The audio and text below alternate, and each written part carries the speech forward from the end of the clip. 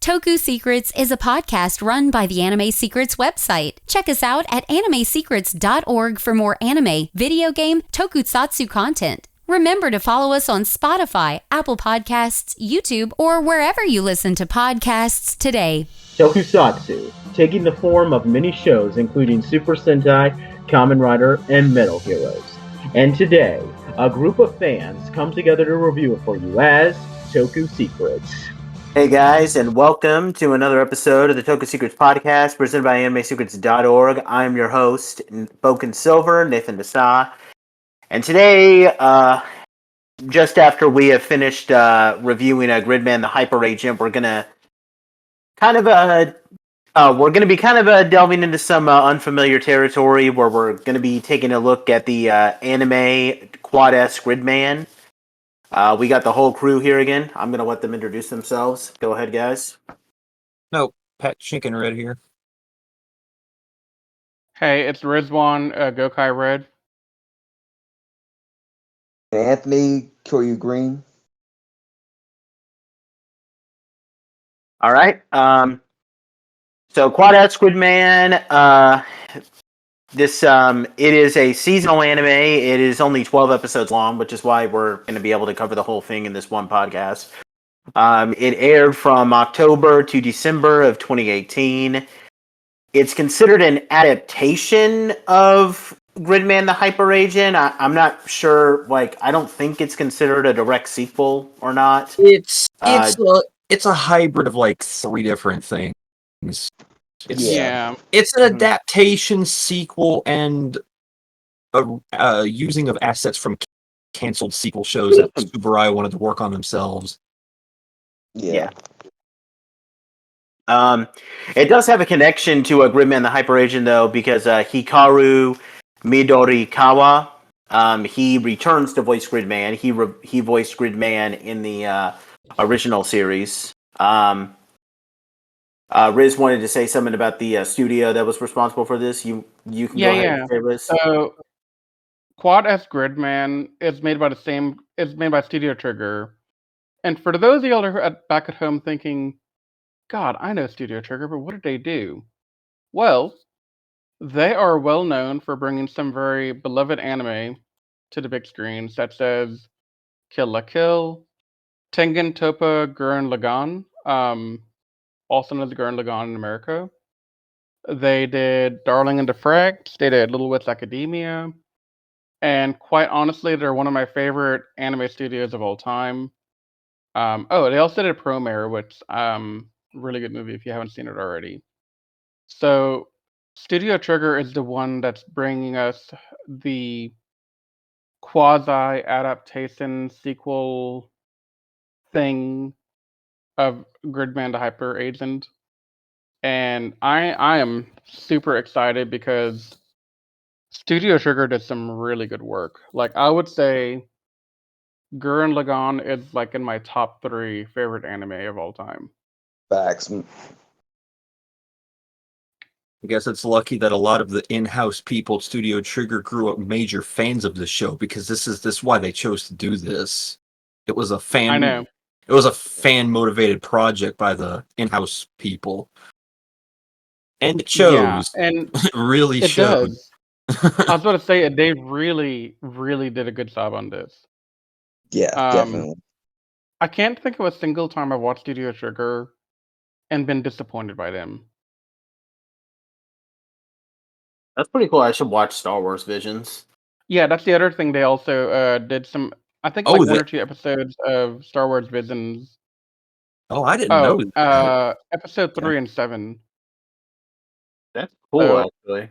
Disney Plus, if you haven't watched Star Wars Visions, get on it. It's all there. And also, I forgot they also did Darling in the Franxx. I forgot because I remember the ending sucked and I hated that freaking show after that. I've heard a lot of people say that. I've only watched the first 4 or 5 episodes of Darling in the Franxx before I got kind of, I don't want to say I got bored with it, but I couldn't do the week by week following of it. It gets progressively worse as time goes on. Yeah, and also note on future Studio Trigger properties that's coming out. I remember being so pissed off at So there's an anime a couple of years ago called Panty and Stockingwood Garter Belt. Well, Oh, Studio I- Trigger is making the new the remake of it, basically. Oh, that's Ooh. who's working on that? Oh, Yeah. that's one of the few anime I've actually seen. That's gonna be epic then. Liked. I'm telling you, this is like it's amazing because it used to be done by Gainax. Gainax, But- yeah. Gainax, yeah, but now it's been picked up by Studio Trigger. Is it a reboot or is it the sequel that people have been begging It's a for? sequel or just like a are they They're gonna, saying leave it's off- a new project. I assumed it was a remake, but maybe it's not. Oh, either way, I'm interested in that. Yeah. Same, yeah. I remember laughing my ass off, especially when you watch the English dub version of it. It is hilarious. Oh God, I've never watched the English dub, but I need to.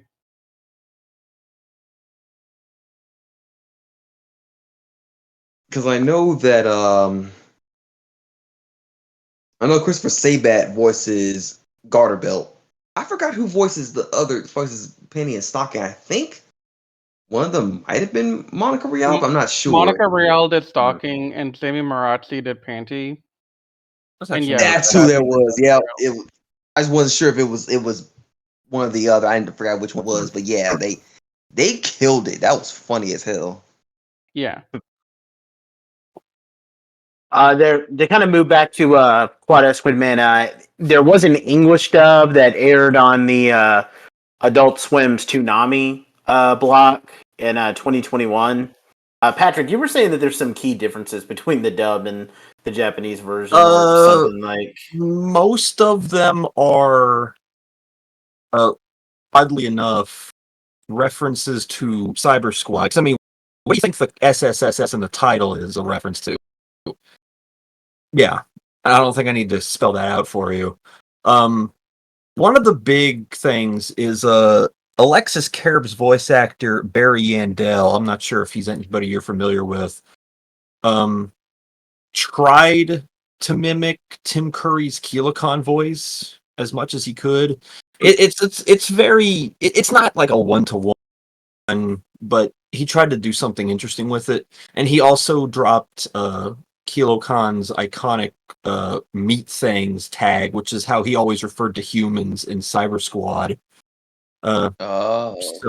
So he dropped that as a line occasionally in the dub. But outside of that, the dub is pretty one-to-one to the Japanese version from what I've seen.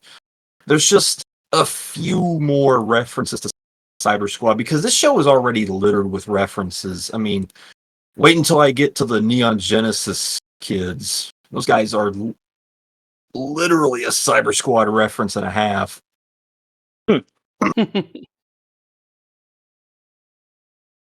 Okay, well, that's pretty cool. So before we jump into the plot of this, we should probably briefly go over what happened in Gridman, the Hyper Agent.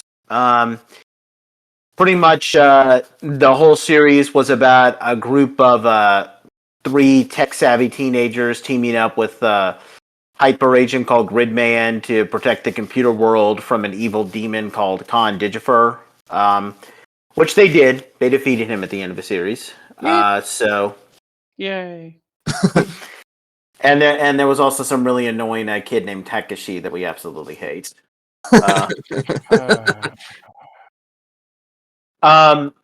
So the plot of this series, it takes place in a.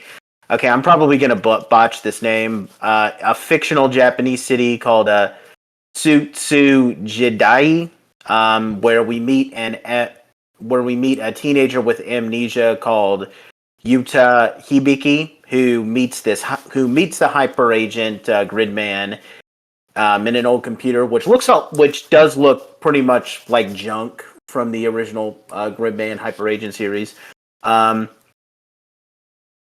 Monsters begin to appear in the city. They're called kaiju, but kaiju just translates to monster.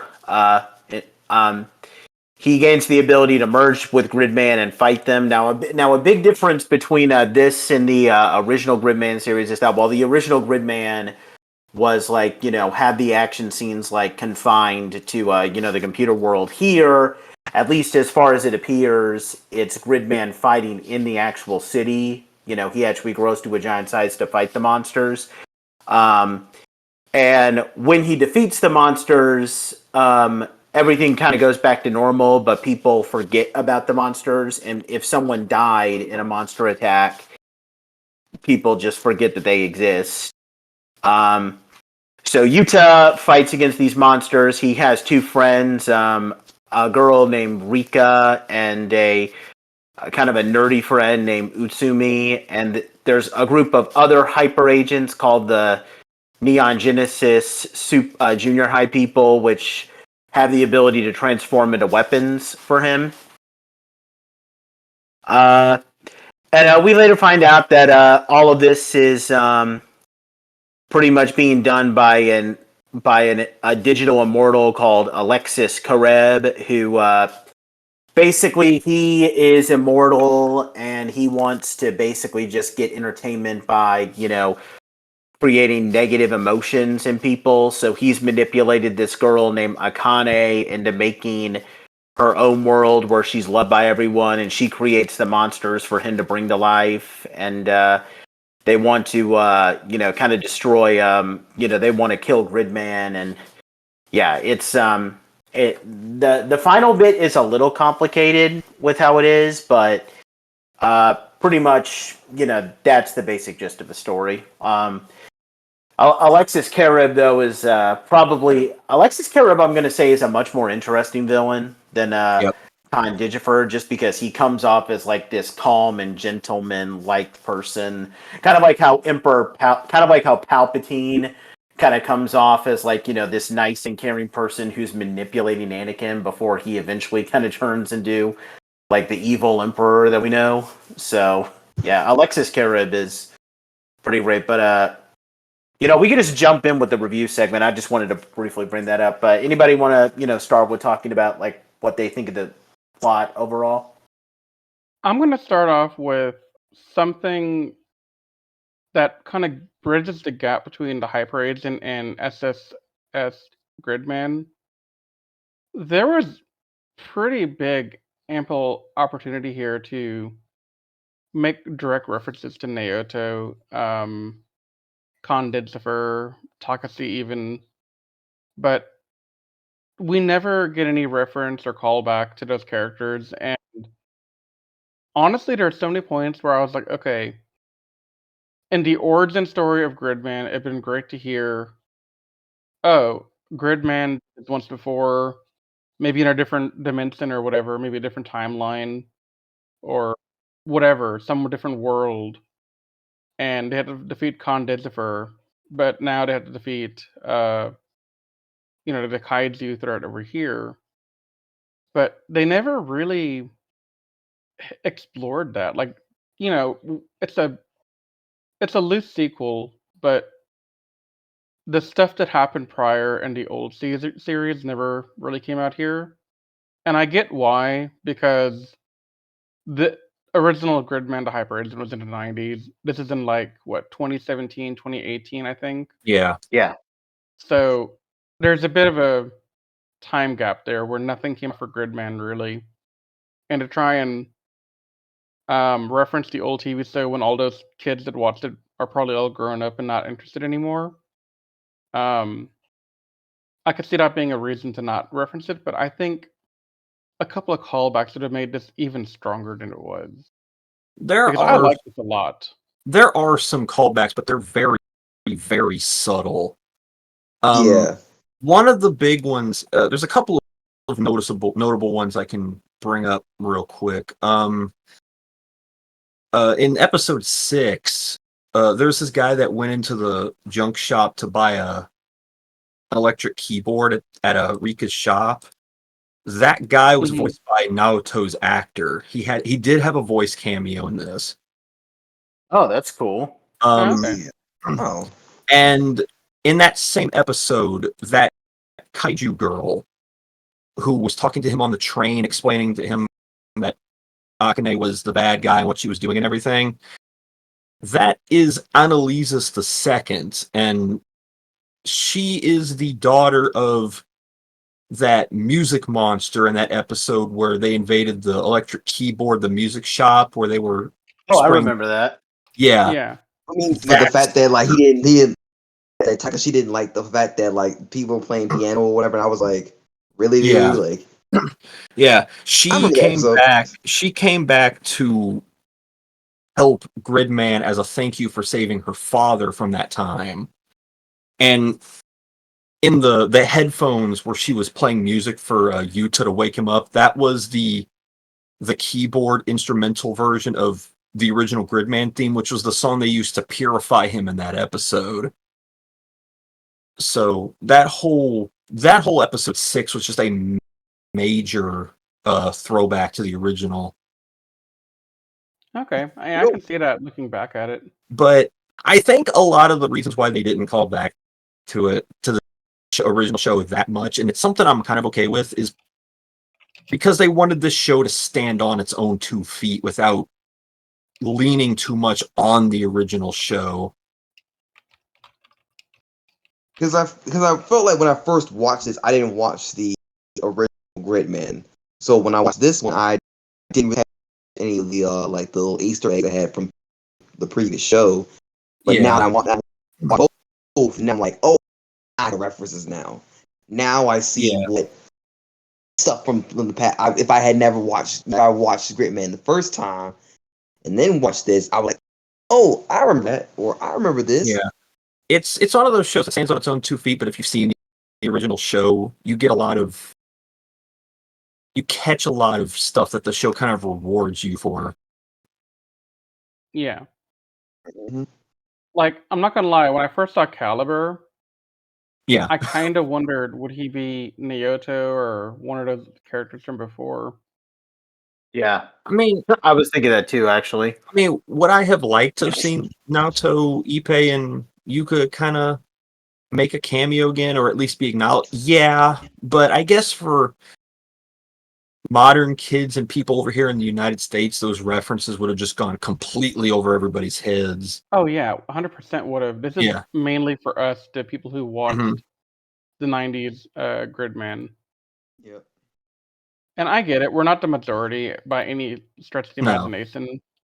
But I hope by doing this podcast, people at least know what Gridman is and they might get interested in it. And that's kind of why I wanted to suggest it in the first place. Yeah, no, I think it was a good thing they suggest here. Yeah. Go ahead.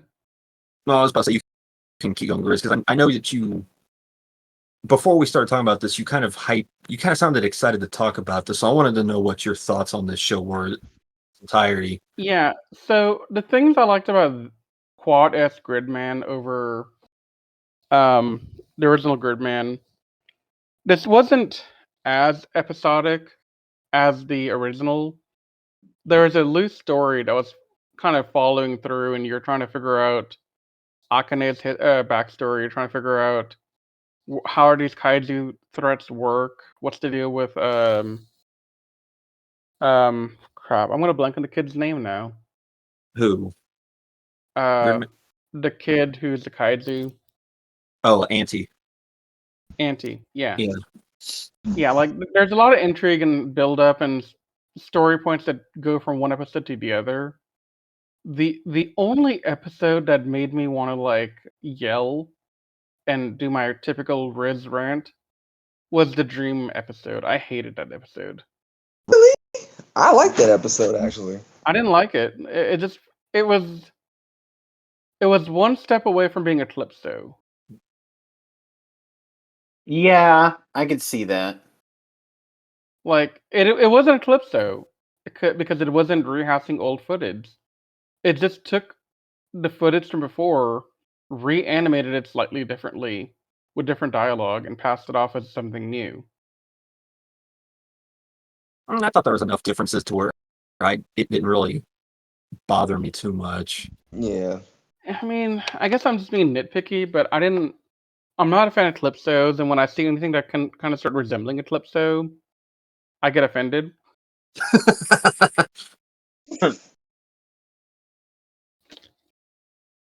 But I like... Okay, so I'm not gonna lie. when Akane first started being revealed as the orchestrator of the kaiju, I was starting to get a lot of Takashi vibe here because literally Takashi would go around saying, "Oh, the mailman's dog pissed on my shoes. I want to destroy all dogs now with a bomb in their mouth or whatever." Like just pointless things, like things that are not a big deal, set him off. And the same thing was happening with Akane in the beginning, where oh no, the volleyball girls threw a ball and it hit the sandwich she's trying to give to Hibiki, and that made her go kill them using the kaiju, and then rewrite all of history so that they died years before this. Which Yeah, I think, that I'm not gonna lie. When I first watched it, like this is like back when I first watched it.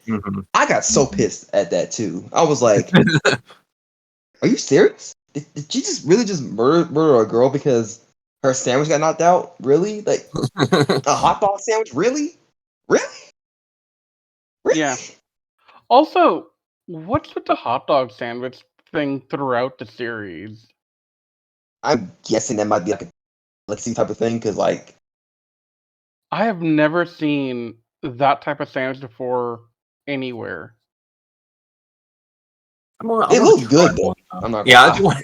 I mean, I want to it try did. one. I do too, but It's like the why. It's like why? Like why is it there? Like who? it's definitely what Well, the heck, why? I mean, Yeah. it was the food that Ippei was having a really unnecessary obsession about in that one episode. Oh my So, god, Really? Oh my yeah, god! remember that? Patrick, this is Mhm. all coming together now. Yeah, I told you. Yeah, I figured that because I remember him obsessing over that. That's how we created Gridman's sword or whatever it was called in the original. The barrier shield Yeah. and stuff. Yeah, Yeah. yeah, Dude. yeah. Told you. There's a lot of small little references sprinkled throughout the show that you wouldn't catch unless you've seen the original, and that's the kind of stuff I'm talking Yeah. about. But see, despite Akane starting off kind of poorly with like her character, by the end of it, I actually pitied her a lot, Yes. which is something Yeah. I couldn't do with Takashi because he gave me a No. reason to pity him. But Akane, I could see it from like, I don't know, episode 5 maybe. Yeah. That there was more to her than meets the eye. She had some kind of trauma, PTSD, something that made her this way. And lo and behold, by the end of the season, we have it. She just wanted people to like her, so she made everyone like her. And then when people made her mad, she made a kaiju to go fix it. Yeah, I was wondering if the ending was going to be a little bit too vague for you guys to follow, because I remember the first time I watched the show, I actually had to do a little bit of digging to piece together exactly what the ending was supposed to be about. Okay, can you explain the last scene? What of the real life scene? Yeah. What was Okay. that? That was Akane waking up. Yeah. Because So the entire show takes place in the cyberspace world that Gridman fought in the original show. yeah, I figured that with the Yeah, with all the it started to become obvious as the show went along that that's where everything was taking place in. So when she cried out for help, Alexis came to take her into the digital world, and she was able to build her perfect city inside of cyberspace.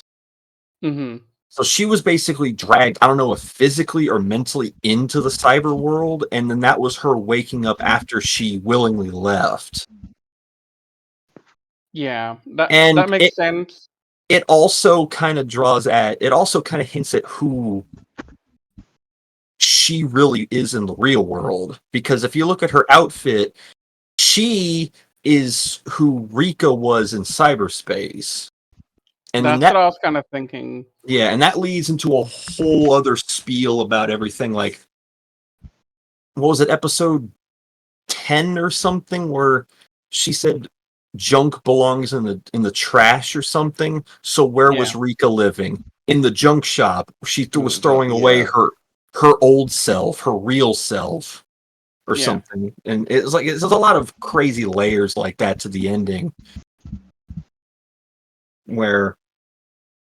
And it's even more hilarious when you think about where she's sitting in the classroom, the main character seat. What do we think of the other characters though, like Yuta and the other guys? Because I mean, to me, Akane and Alexis Kara were the big things that stood out to me. Like they were the people that kind of made this show for me. I It's like, struggled. Good. no, I was asking, you didn't like the side characters? Yeah. Nate? Well, okay, I liked the Neon. I mean, the Neon Genesis characters were cool, and I liked Utsumi, but I mean, I don't know. I don't think Yuta really had a huge impact on me as a character. I'm not gonna lie. Like he's not bad, but I feel like I should remember more about him than I actually do, if I'm gonna be honest. To be fair, he was kind of like a blank slate anyway because of Yeah. what really happens with him. Yeah. He never is given a personality because he's never himself. Like either he's amnesic and he has no memory of his past, or he's Gridman who has no personality because he's Gridman. Yeah. Yeah. I mean, Well, I'm sorry, but it's not that's his fault. I mean- but like this, I did see that too. I mean, you're not wrong. Gridman, even in the show, doesn't really have much of a personality until like the no. He ending. exists to be Captain America personality, basically, or Superman personality. Yeah, pretty much. Now, I will say, I do want to call out something about Itsumi real quick. So, his American voice actor is Greg Aries, Yes. and Greg Aries is a person that Anime Secrets has had a long relationship with because he was actually the first voice actor interview we ever did with his brother, Chris Aries. And Ah, Greg unfortunately passed away. No, Chris passed away. Chris. Yes. Yeah. I think a year ago or something. I remember when that broke. Cause So when I saw his name on the credits, I was like, oh man, that brings me back to freaking 2008, I think. But just a fun little throwaway thing about Itsumi. About Itsumi as a character as a whole, though. So he's kind of a mix of Ippei and Guy from Gokaiser. Yeah. He mentions the Ultra series a lot, which is something I Yeah. really like. I really like Utsumi, actually. Yeah. I just kind of wish, in the end, Utsume had a bigger role to play. Well, I mean, even he acknowledged that because he kind of had that Yeah. dilemma Yeah. where he felt like he had no real purpose being there. But I guess that was He didn't have a real purpose. He was just kind of there to be the guy friend of Hibiki. yeah. Like, But I mean, I this guess is that was where- enough. well, okay, this is where the So did it better, because Ippei was able to design weapons for Gridman. Yuko was able to do weapon design and also commanding and all that with the computer. But Utsume just kind of stood there and talked about the Gridman Alliance or whatever. I think his personality was a little bit more entertaining than Ippei. That's probably just Yeah, me. and he Yeah, wasn't. he was. Dude, he I is. definitely felt for him more, and I thought he's a better character. But I Yeah. wish they had given him something to work with. Like, okay, Rika had something to go on with the Akane connection, but literally Utsume has nothing. There's no. He's making weapons. He has some kind of bigger plot relevance. Now he's kind of there. Yeah. And it kind of sucks because they turned the weapons into people, into characters that were kind of entertaining in their own way. Mostly Yeah. because they wanted to throw a massive Syber-Squad reference into the show. Because the four of them, their names are what are they? Samurai Caliber, Boar, Vite, and Tractor Max. Those were their names. Yeah. Samurai Caliber is a reference to the Gridman sword in Syber-Squad, which is just called the Samurai Sword. Boar, Vitor, and Tractor are the names of the Thunder Gridman God Xenon vehicles in Syber-Squad. The Thunderjet, Twin Driller, and God Tanker. Those are just flat out the names of those vehicles in Syber-Squad.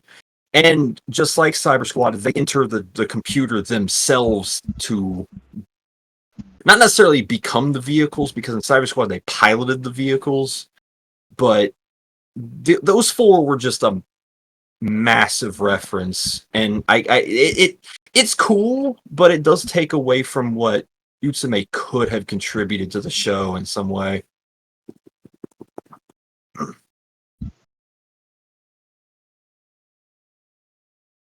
What about Rika as a character?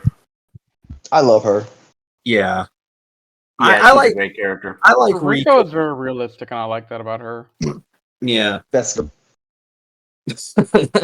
Especially because of her bizarre tie to Akane of basically being her real life shadow and everything along those lines. Mm-hmm. I didn't catch that when I first watched it. What, that's who Akane's actual appearance is? Yeah, I didn't catch that connection. But then I watched it again. What you explained it now, it makes sense now. Yeah. Yeah, and if you really wanted to see proof of that, the theme song's music video actually picks up right at the end of this show and kind of shows Akane going to school immediately after waking up from this, and she's wearing Rika's outfit from head to toe. Oh, I didn't notice that. I Yeah. didn't know that. I didn't see the opening in the song, this video. No, I mean the actual music video for the theme song of Quad S. It's actually a kind of a slight epilogue to the show, which is it's probably worth looking at it just for that. Plus, you actually get to see you actually get to see Gridman's Quad S design in a Toku suit, because they actually did make one for promotional reasons. Wow. Yeah, for promotional reasons, they did make his Quad S design into a Toku suit, and it is showcased in the music video a little bit. Okay. Speaking of music, that part in the final episode where we see Gridman's true form and he's about to battle Alexis Kreb, and they start playing the theme song for the original Gridman series. That was awesome. It makes me appreciate that theme song a lot more. I mean, okay, also, if we're going to talk about, like, the theme song, we also have to talk about how much effort and time these guys put into replicating the aesthetic of the cyber world, the different Gridman weapons and armaments and modes and all that, and heck, even the transformation sequence is really accurate to what we had in the 90s. Yeah. The only thing we didn't get was the scene of Naoto and Gridman merging into one being, but everything else was almost frame by frame redrawn into an anime. Yeah, like the shot of Gridman enlarging. Yeah. Shoot, Definitely. they even referenced the iconic moment in his fight against Khan Digifer where he grabbed the sword. Come on. It takes a lot of attention to detail to do stuff like that, and that's I don't know. Like, okay, I hate to use this as an example because it sounds insulting, but it's like, okay, I guess maybe if I go with the original, it's like the very first time Family Guy did a parody of one of the Star Wars movies, they actually tried to replicate some of the actual shots just with animation from the original Star Wars movie. I mean, and that was back when Family Guy was actually kind of good, so I guess it's not that kind of much of an insult. Oh, you mean those like hour-long specials where they completely parodied the full movies? Yeah, or something? exactly. Those were really high-budgeted episodes. Yeah, but it's exactly like what they did with, like, remaking some of the Gridman shots too. Mm-hmm. Yeah, that was really awesome. Yeah, I remember the first time I got to the final battle and I started hearing You May Know Hero blast again. I was like, oh, come on. you're gonna make the shivers run down my spine here. It was perfect. It even I brought got the goosebumps. original Acceptor back when they did the Access Flash. They brought the original Acceptor back. Mm-hmm. Um, But but there's not. I mean, there's not like a ton to go in depth because it's only 12 episodes long. But yeah, I mean, like, do we have anything else we want to say? Like, I'm sorry, you were going to say something, Patrick. yeah, Go ahead. I wanted to talk about the thing in the final battle about. Remember in that episode with the hacker kid in the wheelchair, and we were complaining about Gridman's fixer beam being a little bit overpowered because it healed his ability to walk a little bit. Uh huh. Yeah, I told you Quad S was going to expand on that a little bit. Yeah, here he is just purifying someone's soul, and told you the fixer beam is powerful. It is. That's how he. Gridman basically in God mode. He's bad. I mean, bad guys who like. Yeah, it's like I'm gonna use this to kind of snap Akane out of it and have her kill you by leaving. No, no, don't heal. Is there anything else anybody wanted to say? I definitely remember. I just love the fact that watching Auntie again, like it shows that like that it's a perfect example of how to have a character who was an antagonist, but this the character goes through something and then changes for the better. I think in the short amount of time that Gridman did this was able like as quite as Gridman was able to do this was actually spectacular. See, the funny thing about you go ahead, Nathan. Yeah, I think I definitely feel like you know, with what Anthony said about the villains, like the villains are much better characters in this. Like I think the main characters in the original Gridman series were better, but like Akane and Alexis Kreb, they are both like leagues above Tekashi Yeah, and Khan Digifer. Like I feel like Khan Digifer feels like a more realistic villain who kind of comes off as someone where you can kind of see how he can manipulate people. And Akane is someone that you genuinely feel sorry for. So, like, I don't think they're like, you know, the deepest villains, but they're both actually really great villains. They are what made me want to watch this show more. yeah, and I don't know if this is true or not, but I did read from a director interview that the intent was to have Akane as the main character and the main antagonist all at the same time.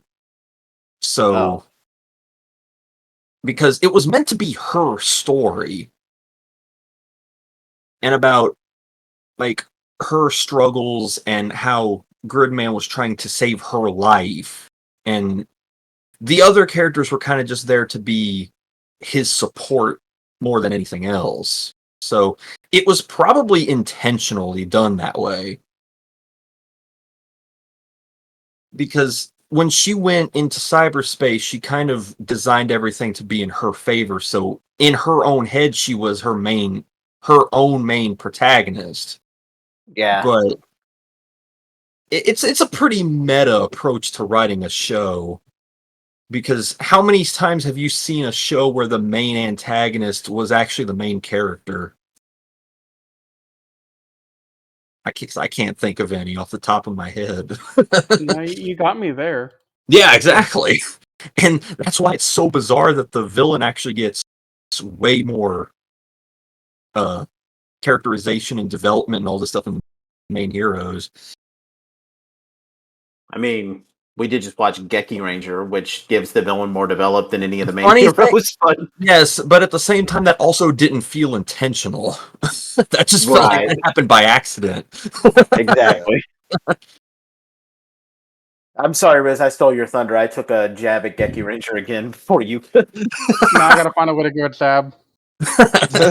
But I do want to drop a little piece of fun trivia that I found out about Auntie and Grid Knight, his kind of later hero form. actually in his base kaiju form, he's a very obvious redesign of a Shinobilar from the original show. I Sonobilar? watched that. I was like, is that The ninja monster that showed up 3 times in the original. Oh yeah. Okay. He's just Right. like a bulkier version of his design. But I actually Yeah. found this out when I was looking up stuff taken from canceled or dropped Gridman material that was put into the show.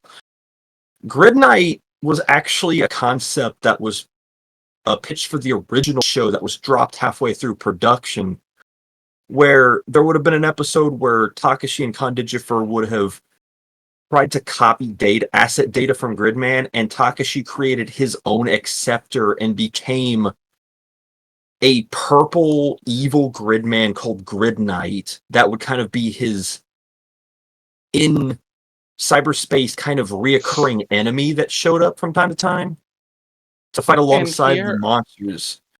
And here I was about to ask you, Patrick, Yeah. if you thought that Grid Knight was a remake of a Gridman Sigma or whatever. Yeah. He wasn't actually going to be a part of Gridman Sigma. He was going to be a part of the original show. I actually No, but like his suit reminded me of Sigma. It does actually with the wings on the side of the head. Oh yeah, it looks a lot like Sigma. Yeah, that is a good point. I didn't catch that. But you're welcome. But there's actually to back that up, I did find somewhere. I need to go and find the picture again. But there was concept art of what the original Grid Knight would have looked like, and it would have looked like Gridman's original design. But all of the red and blue parts of his costume would have been the shade of purple that Auntie's Grid Knight outfit was. And he was supposed to eventually turn as the season went along and eventually helped Gridman defeat Condigifer in the finale, and that's how he redeemed himself. I don't know why it was cut from the original show. I couldn't find anything about why it was cut, but that's kind of what he's from, and I did not know that until like a few days ago. Interesting. Yeah, so like I said, there's a lot of cut content reused in this.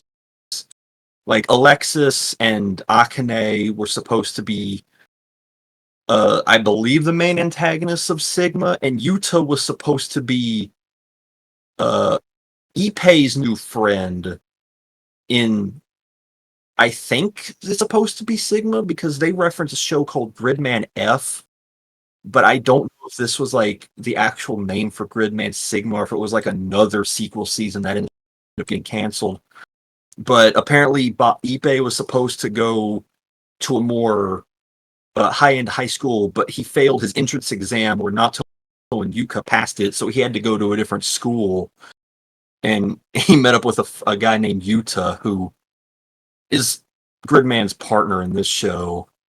So there's a lot of stuff in here that is just okay. picked That's up. Pretty cool, actually. Yeah.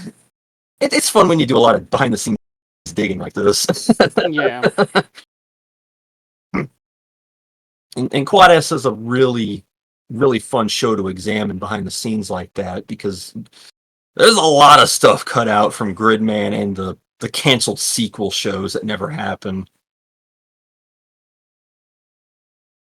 This makes me more intrigued to watch the Dyna Xenon whenever we get around to it. Yeah. Because I'm curious as to what, is this thing going to be leftover remnants of Dyna Dragon or what? I don't know. He's got the same color scheme, so probably.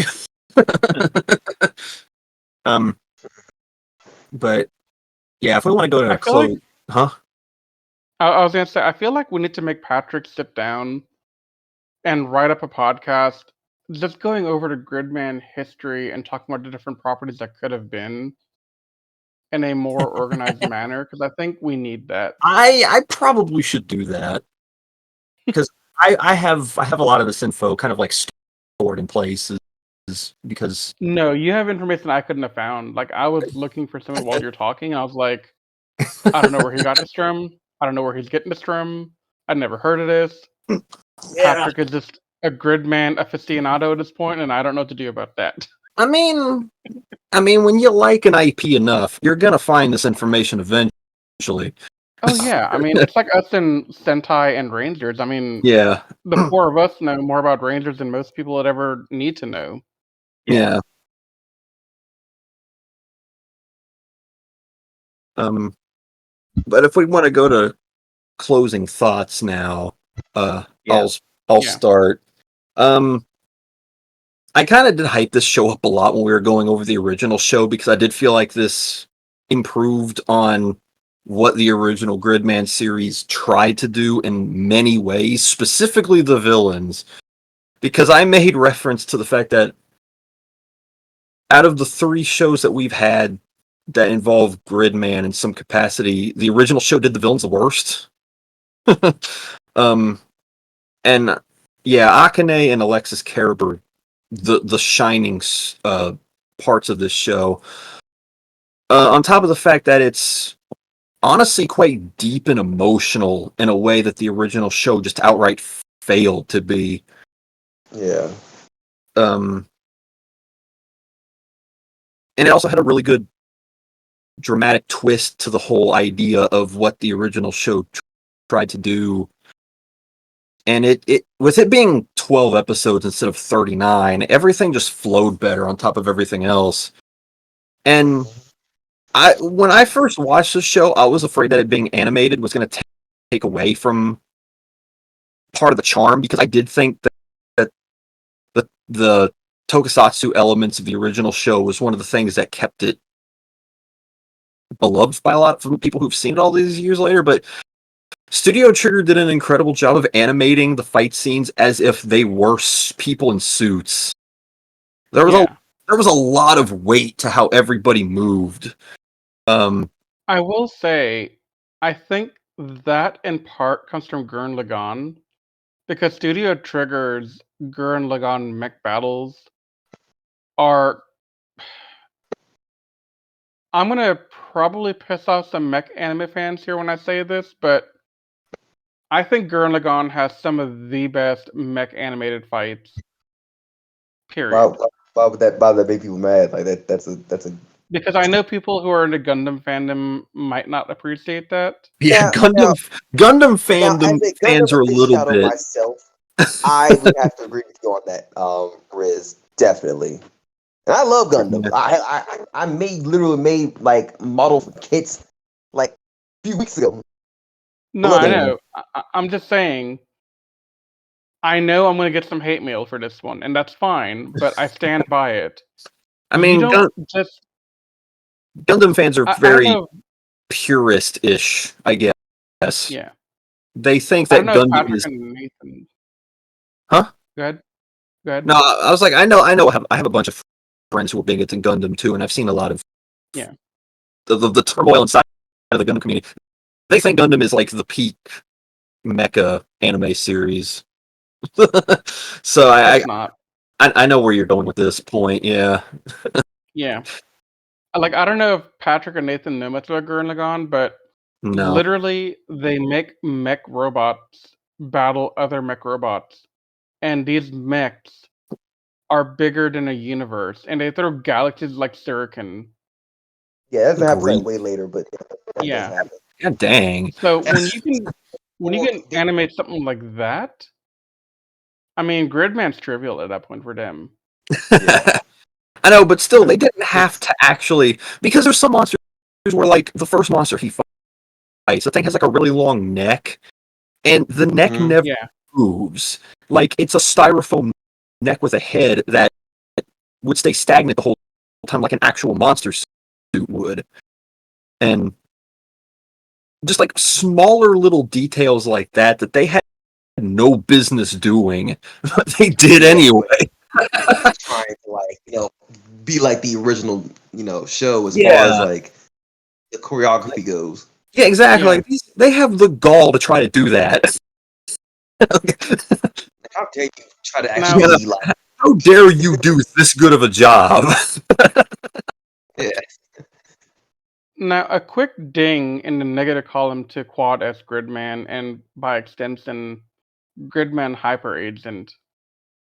I have been through 2 series now in this universe, and I still don't know much about the Hyper Agent world or the Hyper world or whatever. Yeah, I'm just going to assume that we're never going to at this point. I we mean, I would we love just to know it exists.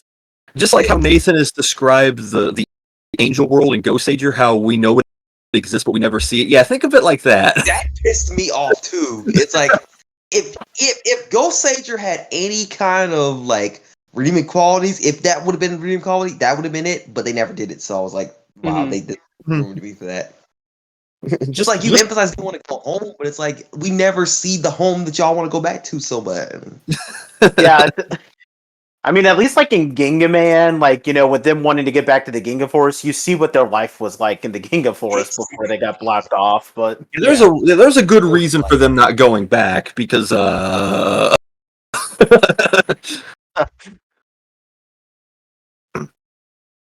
but anybody else want to? Sorry, Patrick, go ahead. yeah, I was like, so I love this season. Like I loved it the first time. After watching it immediately after the original show again, man, this is such a good show. It's just it's the better of the 2 seasons, I think, pretty comfortably, and I think the rest of you will agree with me on that. Oh, I Oh, absolutely will. Oh yeah. Definitely. And Anybody then else want to give any? Oh, sorry, I Anthony, think go ahead. no, you're good. The fact I think what I also like about this show is the fact that like all of the Neon Genesis characters they actually get an episode to them to actually like show off their skill and like you know utilize their weaponry to help Gridman out. I love that because like especially like with you know Caliber, he's the first one, and it's the rest of them thereafter is just it's so good. Like I mean, Caliber is the scene hilarious. of like combine. Yeah. It's like I think one of my favorite moments from Caliber himself was the fact that like he laughed when it came to like Auntie just being so brutally honest about it, and he's just like, Yeah, because you never that's see what him makes laugh. that's what made him laugh. Yeah.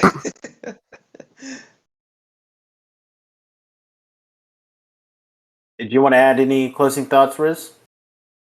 I think I said all my closing thoughts that I love Quad S Gridman. I want to see Dyna Xenon. They did a really good job of adapting Gridman Hyper Agent aesthetics into the anime.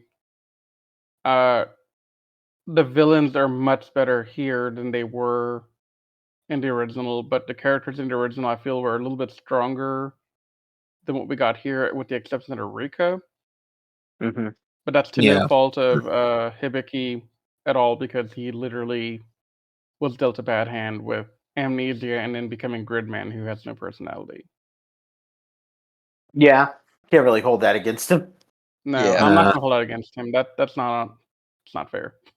I do wish that Gridman would have had his personality expanded upon in some capacity between the 2 shows, but oh well. Yeah.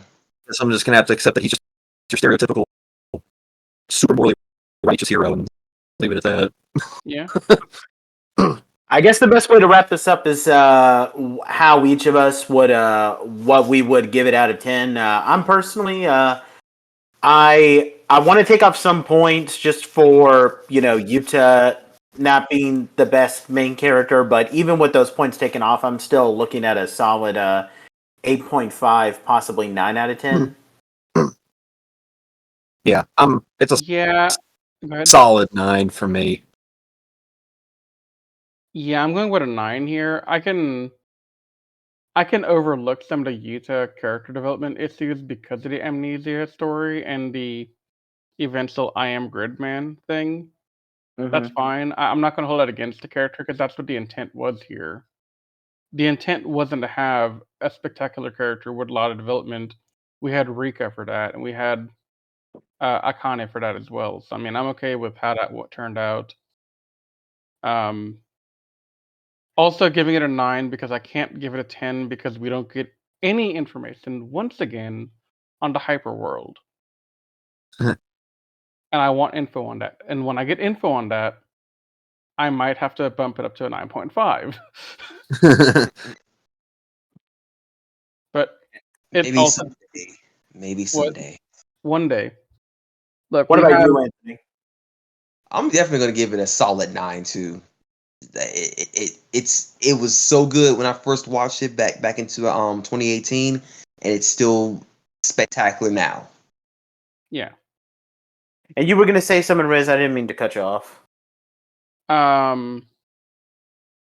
Sorry about that. Brain go blank. No memory remains. I'm like Vicky now. All right. Anything else any of you guys want to say? No. We love Gridman. Yeah, I'm excited for Dinah Xenon whenever we get around to it now.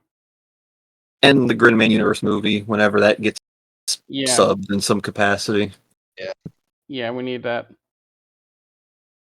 Well, I'm glad I'm seeing how it's going to be the last time we touch upon this series for a while. I'm just glad that it sat well with you guys. Like, I like Gridman as an IP, Yeah, and I'm glad I was able to introduce you guys to it. Look, after the train wreck that was Gecky Ranger, this is a welcome change of pace for me. There, I got Well, my jab in.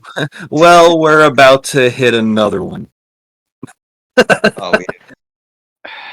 Yeah, so just to give you guys a bit of a schedule update for those back home that are listening to us. Well, first of all, we have very much enjoyed this little detour that we've taken where we've kind of taken a break from Super Sentai to take a look at Gridman. It's been a very enjoyable experience for us all. But with that said, we are going to be returning to Super Sentai next time. Now, not to start off, we are going to be doing a full season review of Mighty Morphin Power Rangers Season 1, which will accompany our review of Patrick's very favorite Super Sentai series, G-Ranger.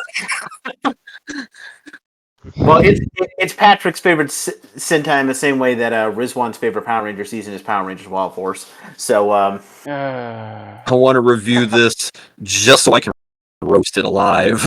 I'm looking forward to it. See, this is where you and I differ. I don't ever want to watch Wild Force again. I mean, I don't either. But I know at some point we're going to review it. It's going to happen at some point in the next couple of years. we are also years. We are also going to be after that. Probably while we're in the midst of reviewing Geo-Ranger, we are going to be reviewing the Mighty Morphin Power Rangers Once and Always movie that is going to be hitting Netflix. We are very much looking forward to that. I am definitely. I think actually, Nate, by the time this podcast on Quad S drops on Spotify and Apple Podcast, I think we'll be ready to do our Once and Always review next, after this one. And then we'll hit the Sentai and the Mighty Morphin stuff after. Okay. I think. Sounds good to me. I think we did the math right earlier. Okay, well then, if that's the case, then definitely look forward to that. We're definitely looking forward to seeing Once and Always.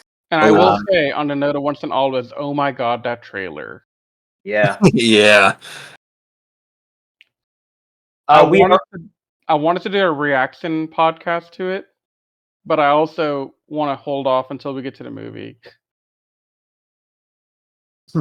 We are also going to be doing a review of the we're going to be doing a review of the first two seasons of a Mighty Morphin Power Rangers audio drama, which according to Riz, it's like both Riz and Anthony have already seen it. It's kind of an alternative way that they kind of did some adaptations of G-Ranger and Die-Ranger with a lot of the Mighty Morphin elements. Like, you still have Jason, Zach, Trini, etc. Saber-Tooth-Saurus! And then, we're also going to be taking a look at some great Sentais, like, after that. Hopefully, when the summer comes, we're going to be able to do Time Ranger, Go Busters, and Ginga Man, just so we can, wrap up all the seasons that Yasuko Kobayashi has done. So we hope you guys will join us for that. But look forward to seeing a lot of Mighty Morphin content coming, because whether it's Mighty Morphin or the season that it was adapted from Sentai Zyuranger, we're going to be getting on it very soon. We hope you guys enjoyed that. We hope you guys will check out this Gridman related stuff, whether it be Gridman the Hyper Agent or Quad S Gridman. We recommend you guys check it out. This was a very enjoyable detour that we had. We will see you guys next time when we take a look at the when we begin with Mighty Morphin. We hope you guys will check us out at animesecrets.org and check us out on all our social media pages. We thank you guys so much for taking the time to listen, whether it's on YouTube or on iTunes or Spotify. We thank you guys so much. We absolutely love you guys, because without you guys, we could not do this podcast. We will see you guys next time when we take a look, when we begin our steps in Mighty Morphin. But until then, next time, we'll see you guys later.